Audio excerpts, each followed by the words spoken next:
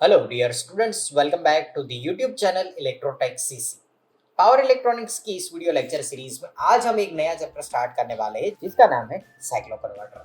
Cyclo converter एक तरह का AC to AC power converter है। ओके, इसके बारे में हम डिस्कस करने वाले हैं कौन कौन से टाइप के साइक्लो कन्वर्टर होते हैं, basic concept of cyclo converter, किस तरह से single phase two single phase cyclo converter work करता है, किस तरह से three phase two single phase cyclo converter work करता है, साइक्लो कन्वर्टर किस तरह से फ्रीक्वेंसी को स्टेप अप और स्टेप डाउन कर सकता है, और लास्ट में देखेंगे कि मैट्रिक्स कन्वर्टर का बेसिक कॉन्सेप्ट क्या होता है। तो इस वीडियो में आज हम डिस्कस करने वाले हैं basic concept of cyclo converter, classification of cyclo converter and single phase two single phase cyclo converter. तो चलिए स्टार्ट करते हैं। पिछले वीडियो में हमने ऑलरेडी डिस्कस कर लिया है कि किस तरह से फिक्स एसी पावर को हम एसीआर से बना एक कन्वर्टर से वेरिएबल एसी पावर सप्लाई में कन्वर्ट कर सकते हैं, और इसके लिए हम यूज करते थे एसी वोल्टेज कंट्रोलर। आज हम एसी कंट्रोलर को थोड़ा मॉडिफाई करेंगे और हम इस तरह के दो एसी वोल्टेज कंट्रोलर का इस्तेमाल करके साइक्लो कन्वर्टर डिजाइन करने वाले हैं। तो चलिए देखते हैं किस तरह से साइक्लो कन्वर्टर वर्क करता है। बेसिकली साइक्लो कन्वर्टर में हमारे पास फिक्स एसी पावर सप्लाई होता है जिसको हम यहाँ पे एक एसीआर से बना कन्वर्टर से लोड में अप्लाई करते हैं, और इसी तरीके का एक एसी पावर सप्लाई से एक दूसरा एसीआर बेस्ड कन्वर्टर यूज करते हैं और इसे लोड को अप्लाई कर देते हैं। तो जो first one ACR based controller है इसे हम बोलते हैं P converter. Okay, and second one ACR based converter है, इसे हम बोलते हैं एन कन्वर्टर। साइक्लो कन्वर्टर में हम एसी पावर को एसी पावर में कन्वर्ट करते हैं, लेकिन input AC power supply constant होता है जिसे हम वेरिएबल एसी पावर सप्लाई में कन्वर्ट कर सकते हैं विद वेरिएबल फ्रीक्वेंसी। यहाँ पे पी टाइप जो कन्वर्टर है, ये पी टाइप कन्वर्टर लोड में पॉजिटिव वोल्टेज अप्लाई करता है, और एन टाइप कन्वर्टर है वो लोड में नेगेटिव वोल्टेज अप्लाई करता है, और इसकी वजह से आउटपुट में और लोड में हमें positive as well as negative दोनों करंट मिलते हैं, जिसकी वजह से आउटपुट में नेगेटिव एंड पॉजिटिव दोनों पोटेंशियल और वोल्टेज हमें मिलते हैं। Cyclo converter basically positive voltage, negative voltage, positive current as well as in negative current में वर्क कर सकता है, और इसी वजह से इसे 4 क्वाड्रेंट कन्वर्टर बोला जाता है, क्योंकि यहाँ पे 4 क्वाड्रेंट में ये कन्वर्टर वर्क कर सकता है। यहाँ पे आप पॉजिटिव करंट और positive output current as well as negative output current, positive potential और positive voltage as well as negative output voltage पे वर्क कर सकते हो। क्योंकि जब पी टाइप कन्वर्टर वर्क करता है तो यहाँ पे पॉजिटिव पोटेंशियल को अप्लाई करता है और पॉजिटिव आउटपुट वोल्टेज सेंड करता है, और इस वक्त करंट की डायरेक्शन कुछ इस तरह से होती है, लोड में पॉजिटिव टू नेगेटिव, और इसीलिए इसे पी टाइप कन्वर्टर बोला जाता है। नेक्स्ट वन है N type converter. N converter से यहाँ पे पॉजिटिव एंड नेगेटिव इस तरह से रिवर्स पोलैरिटी का पोटेंशियल अप्लाई किया जाता है और आउटपुट वोल्टेज सेंड किया जाता है, और इस वक्त करंट की जो डायरेक्शन है वो पहले जो करंट की डायरेक्शन थी उससे एग्जैक्ट ऑपोजिट होती है। तो अगर आप इसे पॉजिटिव करंट बोलते हो तो यहाँ पे पॉजिटिव करंट मिलता है और यहाँ पे पॉजिटिव वोल्टेज मिलते हैं, और अगर आप इसे रिवर्स करंट और नेगेटिव करंट बोलते हो तो यहाँ पे नेगेटिव करंट और यहाँ पे नेगेटिव वोल्टेज मिलते हैं। और इसी वजह से ये जो साइक्लो कन्वर्टर है वो एक टाइप का AC to AC power converter है और चारों क्वाड्रेंट में वर्क कर सकता है। तो अगर आपको 4 क्वाड्रेंट ऑपरेशन चाहिए तो साइक्लो कन्वर्टर बेस्ट ऑप्शन रहता है। आज हम इस वीडियो में देखेंगे कि कौन कौन से अलग अलग टाइप के साइक्लो कन्वर्टर होते हैं। तो चलिए सबसे पहले देख लेते हैं classification of cyclo converter. Cyclo converter में हम basically based on output frequency इसे 2 पार्ट में डिवाइड कर सकते हैं। इसी तरीके से यहाँ पे करंट की डायरेक्शन के आधार पर हम इसे 2 पार्ट में डिवाइड कर सकते हैं। बेस्ड ऑन आउटपुट पल्स कि यहाँ पे आपको 2 पल्स चाहिए, 3 पल्स चाहिए और 6 पल्स का आउटपुट चाहिए, तो बेस्ड ऑन पल्स हम इसे 3 पार्ट में डिवाइड कर सकते हैं, और यहाँ पे फेज के आधार पर हम इसे 3 पार्ट में डिवाइड कर सकते हैं। तो सबसे पहला है based on output frequency. Based on output frequency इसे हम step up as well as in step down 2 type में क्लासिफाई कर सकते हैं, और इसीलिए इसे step up cyclo converter and step down cyclo converter बोला जाता है। बेस्ड ऑन करंट फ्लो इसे 2 पार्ट में डिवाइड कर दिया जाता है, जिसमें फर्स्ट वन है वो है circulating current type cyclo converter, जिसमें कंटिन्यूअस करंट आपको मिलता रहता है आउटपुट में। Next one that is non circulating current type cyclo converter, जिसमें आपको कंटिन्यूअस करंट आउटपुट में नहीं मिलता है।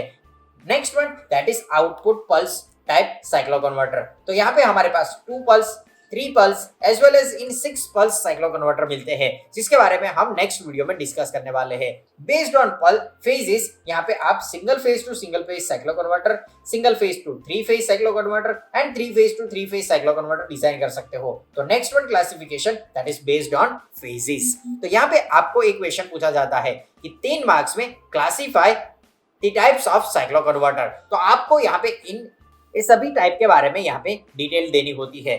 नेक्स्ट पॉइंट है वो है single phase two single phase cyclo converter. Okay, इसके बारे में हम यहाँ पे डिस्कस करने वाले हैं। Single phase two single phase cyclo converter आप स्टेप अप फ्रीक्वेंसी के लिए और स्टेप डाउन फ्रीक्वेंसी के लिए यहाँ पे डिजाइन कर सकते हो। यहाँ पे जो ये आपको आउटपुट मिलता है वो नॉन सर्कुलेटिंग टाइप का आउटपुट मिलता है और इसे 2 पल्स साइक्लो कन्वर्टर बोला जाता है। तो आज हम फर्स्ट साइक्लो कन्वर्टर डिस्कस करने वाले हैं, वो है single phase two single phase cyclo converter, जिसमें हम देखेंगे step up and step down type output frequency type cyclo converter. तो चलिए स्टार्ट करते हैं। Single phase two single phase cyclo converter. Single phase two single phase cyclo converter का diagram कुछ इस तरह से ड्रॉ किया जाता है, जिसमें यहाँ पे fix AC power supply attach किया जाता है। फॉर एग्जांपल इस पावर सप्लाई में इनपुट फ्रीक्वेंसी है 50 हर्ट्ज। ओके, और यहाँ पे हमने एक सेंटर टाइप ट्रांसफार्मर यूज किया है और इसके साथ हमने यहाँ पे एक single phase AC voltage controller and second one AC voltage controller attach किया है और इन दोनों को हमने यहाँ पे लोड के साथ कनेक्ट करके सेंटर टाइप ट्रांसफार्मर के सेंटर टर्मिनल पे कनेक्ट कर दिया है। और यहाँ पे हमने सेंटर टाइप ट्रांसफार्मर यूज किया है, इसी वजह से इसे मिड पॉइंट साइक्लो कन्वर्टर भी बोला जाता है। यहाँ पे फिक्स फ्रीक्वेंसी वाले एसी पावर सप्लाई को वेरिएबल फ्रीक्वेंसी वाले एसी पावर सप्लाई में कन्वर्ट कर सकते हैं और लोड में अप्लाई कर सकते हैं। फॉर एग्जांपल यहाँ पे अगर हमें स्टेप अप फ्रीक्वेंसी करनी है, स्टेप अप का मीनिंग होता है कि यहाँ पे इनपुट फ्रीक्वेंसी से आउटपुट फ्रीक्वेंसी ज्यादा होनी चाहिए। तो यहाँ पे मैं इस तरह से लिख सकता हूँ, input frequency is less than output frequency. Okay, तो यहाँ पे हमें इस तरह का फंक्शन चाहिए। तो फॉर एग्जांपल यहाँ पे इनपुट फ्रीक्वेंसी हमारी 50 हर्ट्ज है और हमें आउटपुट में 100 हर्ट्ज चाहिए, यानी कि फ्रीक्वेंसी हमें इंक्रीज करनी है। तो इसके लिए हम क्या करेंगे, ये जो हमारे पास साइक्लो कन्वर्टर है, इस सर्किट को हम अलग अलग 8 मोड में डिवाइड करेंगे और इंडिविजुअल मोड को मैं आपको यहाँ पे ड्रॉ करके बताऊंगा कि किस तरह से यहाँ पे करंट की डायरेक्शन होती है और इसकी वजह से आपको किस तरह से आउटपुट में वोल्टेज मिलते हैं। तो चलिए स्टार्ट करते हैं। फर्स्ट मोड में हम कुछ इस तरह से यहाँ पे देखेंगे कि फॉर एग्जांपल फर्स्ट मोड हमारा पॉजिटिव हाफ साइकिल का है और पॉजिटिव हाफ साइकिल में यहाँ पे हमारे पास इनपुट पावर सप्लाई है। ओके, इसकी वजह से करंट की डायरेक्शन कुछ इस तरह से होगी, क्योंकि यहाँ पे पॉजिटिव टू नेगेटिव पोटेंशियल इस तरह से इंडिकेट किया है। यहाँ पे आउटपुट में इस तरह से, सेकेंडरी में कुछ इस तरह से आप यहाँ पे इंडिकेट कर सकते हो। तो यहाँ पे पॉजिटिव नेगेटिव पोटेंशियल इस तरह से होगा। इसी वजह से करंट की डायरेक्शन हम इस तरह से यहाँ पे ड्रॉ कर सकते हैं। ओके, तो अगर आप यहाँ पे देखोगे तो आपकी जो T1 स्विच है, इसका एनोड है वो पॉजिटिव पोटेंशियल से एंड कैथोड है वो लोड के थ्रू नेगेटिव पोटेंशियल से कनेक्टेड है, यानी कि T1 स्विच है वो हमारी फॉरवर्ड बायस में है और फॉरवर्ड बायस में ये शॉर्ट सर्किट का वर्क कर सकती है जब आप यहाँ पे इसे गेट करंट अप्लाई करते हो तब। ओके, तो जिस फायरिंग एंगल पे आप इसे कंडक्ट करवाना चाहते हो उस फायरिंग एंगल पे आपको यहाँ पे गेट पल्स अप्लाई करना पड़ेगा और उस वक्त हमारी स्विच है वो शॉर्ट सर्किट का वर्क करेगी। अगर यहाँ पे करंट की डायरेक्शन हम देखें तो करंट की डायरेक्शन हम कुछ इस तरह से ड्रॉ कर सकते हैं। जब हम गेट पल्स अप्लाई करेंगे तो यहाँ पे करंट की डायरेक्शन कुछ इस तरह से होगी और लोड में यहाँ पे अगर मैं पॉजिटिव और यहाँ पे नेगेटिव इंडिकेट करता हूँ तो यहाँ पे करंट की डायरेक्शन पॉजिटिव टू नेगेटिव होगी। अगर हम इसे पॉजिटिव करंट बोले तो यहाँ पे आउटपुट वोल्टेज भी हमें पॉजिटिव मिलेंगे। इसी तरीके से अगर मोड 2 की बात करें तो मोड 2 में इसी पॉजिटिव हाफ साइकिल जब कंप्लीट होती है उससे पहले अगर हम यहाँ पे T4 स्विच को अगर कंडक्ट करवाएंगे तो यहाँ पे करंट की डायरेक्शन कुछ इस तरह से होगी। यहाँ पे positive to load to T4 switch and यहाँ पे नेगेटिव, इस तरह से यहाँ पे करंट की डायरेक्शन नेगेटिव टू पॉजिटिव होगी, यानी कि इस करंट को हम यहाँ पे माइनस आउटपुट करंट बोल सकते हैं और इसी वजह से हमें जो आउटपुट वोल्टेज मिलेंगे वो भी नेगेटिव आउटपुट वोल्टेज मिलेंगे, क्योंकि यहाँ पे हमारी पॉजिटिव हाफ साइकिल अभी कंप्लीट नहीं हुई है। इससे पहले ही हमने यहाँ पे 2 स्विच को कंडक्ट करवा लिया है। इसकी वजह से आउटपुट में आपको एक फुल साइकिल मिलेगी। जब हमारी positive cycle half cycle complete होती है उससे पहले हमें आउटपुट में एक साइकिल मिल जाएगी। ओके, इसी तरीके से यहाँ पे मोड 3 में हम कुछ इस तरह से यहाँ पे करंट की डायरेक्शन इंडिकेट करेंगे, जिसमें हमारी पॉजिटिव हाफ साइकिल कंप्लीट हो इससे पहले हम यहाँ पे फिर से T1 को कंडक्ट करवाएंगे। जब T1 फिर से कंडक्ट होगी तो आपको यहाँ पे फिर से पॉजिटिव आउटपुट करंट मिलेगा और पॉजिटिव आउटपुट करंट मिलने से आपको यहाँ पे पॉजिटिव आउटपुट वोल्टेज भी मिलेगा। इसी तरीके से अगर पॉजिटिव हाफ साइकिल कंप्लीट हो इससे पहले अगर हम T4 को फिर से कंडक्ट करवाएंगे तो फोर्थ वन मोड में आपको यहाँ पे फिर से आउटपुट करंट नेगेटिव और आउटपुट वोल्टेज भी नेगेटिव मिलेंगे और इसकी वजह से आपको यहाँ पे पॉजिटिव हाफ साइकिल में दो अलग अलग साइकिल मिलेगी जिसमें 2 बार T1 स्विच कंडक्ट होगी और 2 बार आपकी T4 स्विच कंडक्ट होगी और इसकी वजह से आपको यहाँ पे आउटपुट में 2 अलग अलग फुल साइकिल मिलेगी। जब हमारी इनपुट की पॉजिटिव हाफ साइकिल कंप्लीट होती है उससे पहले हमें यहाँ पे 2 अलग अलग फुल साइकिल आउटपुट में देखने को मिलेगी। इसी तरीके से अगर हम यहाँ पे मोड 5 की बात करें तो मोड 5 से हम स्टार्ट करेंगे negative half cycle. Negative half cycle में हमारा जो करंट की डायरेक्शन है वो कुछ इस तरह से हो जाएगी और यहाँ पे नेगेटिव पॉजिटिव इस तरह से करंट की डायरेक्शन हो जाएगी और पोटेंशियल की वैल्यू हो जाएगी। ओके, इस वक्त हम यहाँ पे करंट को कुछ इस तरह से फ्लो करवाना चाहते हैं कि यहाँ से T3 स्विच से यहाँ पे लोड में और लोड टू यहाँ पे इस तरह से करंट की डायरेक्शन रखेंगे और इस वक्त यहाँ पे लोड में आउटपुट करंट को हम पॉजिटिव कंसीडर करेंगे और आउटपुट करंट पॉजिटिव है तो आउटपुट वोल्टेज भी आपको यहाँ पे पॉजिटिव मिलेंगे। अगर हम यहाँ पे इसी नेगेटिव हाफ साइकिल में T2 स्विच को कंडक्ट करवाएंगे तो यहाँ पे भी आपको यहाँ पे नेगेटिव पॉजिटिव एंड नेगेटिव, तो करंट की डायरेक्शन आपकी यहाँ पे नेगेटिव टू पॉजिटिव लोड में एंड यहाँ पे T2 स्विच के थ्रू इस तरह से होगी। तो यहाँ पे अगर इस करंट को मैं नेगेटिव करंट बोलता हूँ तो आउटपुट वोल्टेज भी हमें नेगेटिव मिलेंगे। ओके, क्योंकि यहाँ पे कन्वेंशनल करंट की जो डायरेक्शन थी वो कुछ पॉजिटिव से नेगेटिव इस तरह से थी, लेकिन यहाँ पे करंट की डायरेक्शन इस पोटेंशियल की वजह से यहाँ पे नेगेटिव टू पॉजिटिव होगी और इसकी वजह से करंट की डायरेक्शन ऑपोजिट हो गई है। तो करंट की डायरेक्शन ऑपोजिट हो जाने की वजह से आउटपुट वोल्टेज भी आपको ऑपोजिट डायरेक्शन में मिलेंगे। इसी चीज को अगर हम रिपीट करेंगे तो हमें कुछ इस तरह से यहाँ पे देखने को मिलेगा। मोड 7 को फिर से हम यहाँ पे T3 स्विच को कंडक्ट करवाएंगे जिसकी वजह से यहाँ पे करंट की direction positive to negative, positive current मिलेगा और आउटपुट वोल्टेज भी आपको यहाँ पे पॉजिटिव मिलेगा। और लास्ट वन मोड में फिर से हम T2 स्विच को कंडक्ट करवाएंगे तो यहाँ पे करंट की डायरेक्शन है ऑपोजिट हो गई है तो हम इसे माइनस आउटपुट करंट बोलेंगे और इसी वजह से हमें आउटपुट वोल्टेज भी नेगेटिव डायरेक्शन में मिलेगा। अगर इन सभी मोड को मैं एक साथ रिप्रेजेंट करूं तो हम कुछ इस तरह से इसके वेवफॉर्म ड्रॉ कर सकते हैं। मैंने यहाँ पे ये जो सर्किट थी वो mid point type cyclo converter की इसी तरीके से ड्रॉ करके रखी है और यहाँ पे इनपुट के वेवफॉर्म को ड्रॉ करके रखा है और हम देखेंगे कि आउटपुट के वेवफॉर्म में किस तरह से हमें अलग अलग साइकिल मिलती है। तो फर्स्ट वन मोड में हमने कुछ इस तरह से लिया था कि फर्स्ट वन मोड में यहाँ पे पॉजिटिव हाफ साइकिल थी और यहाँ पे करंट की डायरेक्शन कुछ इस तरह से थी जिसकी वजह से यहाँ पे पॉजिटिव, यहाँ पे नेगेटिव, यहाँ पे पॉजिटिव और यहाँ पे नेगेटिव पोटेंशियल था। उस वक्त हमने देखा था कि अगर हम T1 स्विच को कंडक्ट करेंगे तो करंट की डायरेक्शन कुछ इस तरह से थी। यहाँ पे हमने देखा था यहाँ पे पॉजिटिव और यहाँ पे नेगेटिव और इसको हमने बोला था आउटपुट वोल्टेज। अगर यहाँ पे करंट की डायरेक्शन हमें पॉजिटिव टू नेगेटिव लोड में मिलती है तो करंट पॉजिटिव होगा और इसकी वजह से वोल्टेज भी पॉजिटिव होगा। इसको हमने यहाँ पे फॉर एग्जांपल यहाँ से लेके यहाँ तक ऑन रखा। ओके, और यहाँ से हम मोड 2 डिस्कस करते हैं। तो मोड 2 में हम T4 स्विच को कंडक्ट करवाएंगे। तो T4 स्विच को अगर आप कंडक्ट करवाओगे तो यहाँ पे करंट की डायरेक्शन नेगेटिव टू पॉजिटिव होगी। लोड के लिए करंट नेगेटिव टू पॉजिटिव होगा तो इसे हम नेगेटिव करंट बोलते थे।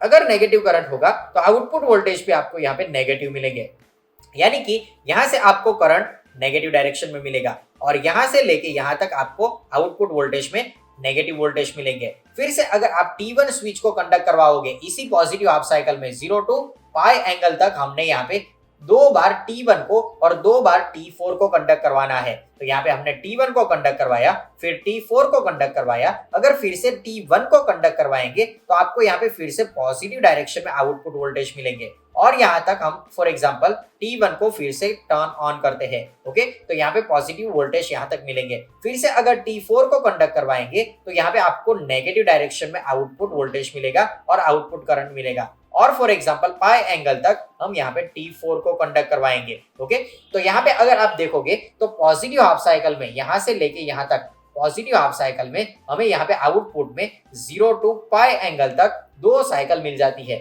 यहाँ से लेकर 90 डिग्री तक यहाँ पे एक साइकिल मिलेगी और 90 degree to pi angle 180 degree तक फिर से आपको यहाँ पे सेकंड साइकिल मिलेगी। यानी कि 0 to पाई/2 में एक साइकिल एंड पाई/2 टू पाई एंगल तक हमें सेकंड साइकिल मिलेगी, जिसमें T1 को हमने 2 बार ऑन किया एंड T4 को 2 बार ऑन किया। तो इससे हमें यहाँ पे आउटपुट में डबल साइकिल मिलती है।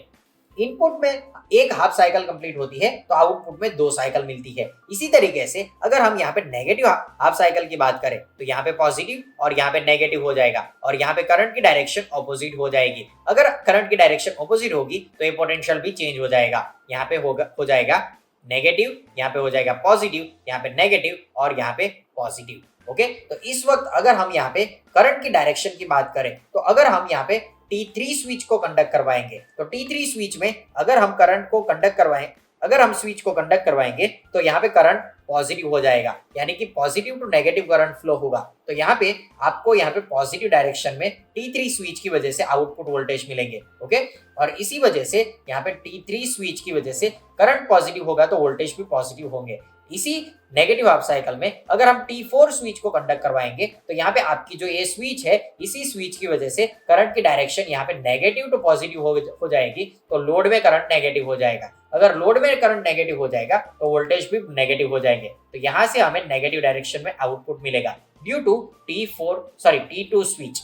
T2 स्विच को कंडक्ट करवाने के बाद फिर से अगर हम T3 स्विच को कंडक्ट करवाएंगे तो आउटपुट करंट पॉजिटिव मिल जाएगा और आउटपुट पॉजिटिव मिल जाएगा, आउटपुट करंट पॉजिटिव मिल जाएगा। अगर आउटपुट करंट पॉजिटिव मिलेगा तो आउटपुट वोल्टेज भी पॉजिटिव मिलेंगे। तो यहां से लेके यहां तक फॉर एग्जांपल हम T3 स्विच को कंडक्ट करवाते हैं तो T3 स्विच कंडक्ट होगी तो उसकी वजह से आपको यहाँ पे positive current and positive voltage मिलेंगे। फिर से अगर हम T2 स्विच को कंडक्ट करवाएंगे तो negative current and negative voltage की वजह से आपको कुछ इस तरह से यहाँ पे 2 पाई तक आउटपुट मिलता रहेगा। यानी कि एक पूरी साइकिल कंप्लीट होती है इनपुट की positive and negative half cycle की, तो उस वक्त हमें यहाँ पे आउटपुट में first one cycle, second one cycle, third one cycle and fourth one cycle मिलेगी। यानी कि इनपुट की हमारी एक साइकिल कंप्लीट होती है, इनपुट की एक साइकिल कंप्लीट होती है तो आउटपुट में हमें यहाँ पे 4 साइकिल मिलती है। यानी कि आउटपुट जो फ्रीक्वेंसी मिलेगी वो इनपुट फ्रीक्वेंसी से 4 टाइम मल्टीप्लाई होके मिलेगी। तो यहाँ पे इक्वेशन हम कुछ इस तरह से लिख सकते हैं कि output frequency is equal to 4 multiply by input frequency. अगर इनपुट फ्रीक्वेंसी आपकी 50 हर्ट्ज है तो आउटपुट फ्रीक्वेंसी आपको यहाँ पे मिलेगी 4 मल्टीप्लाई बाय 50 यानी कि 200 हर्ट्ज। इस तरह से आप यहाँ पे 100 हर्ट्ज के लिए भी single phase two single phase cyclo converter design कर सकते हो। आज के इस वीडियो में हमने डिस्कस किया बेसिक साइक्लो कन्वर्टर क्या होता है, साइक्लो कन्वर्टर के अलग अलग क्लासिफिकेशन क्या होते हैं और single phase two single phase cyclo converter से किस तरह से हम यहाँ पे step up cyclo converter design कर सकते हैं। इसी तरीके से हम नेक्स्ट वीडियो में डिस्कस करेंगे कि single phase two single phase cyclo converter में स्टेप डाउन फ्रीक्वेंसी किस तरह से हम कर सकते हैं। तो मिलेंगे नेक्स्ट वीडियो में। Thank you very much.